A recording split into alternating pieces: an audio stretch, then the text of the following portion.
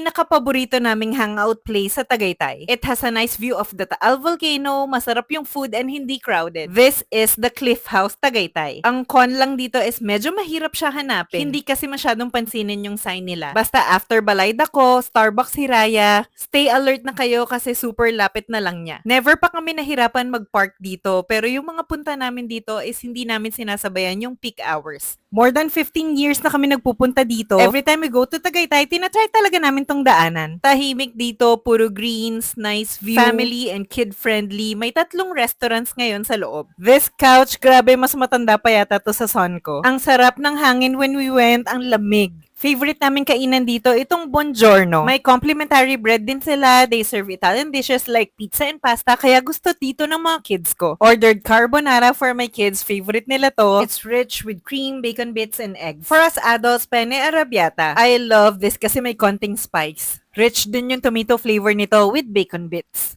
For our pizza, we ordered the New York. Toppings are assorted meat, bell peppers, and cheese. Kakaiba yung crust ng pizza dito, crisp and crusty. Medyo sad lang kasi 3 na lang yung restos dito sa Cliff House. Kayo ba, anong favorite nyong hangout place sa Tagaytay?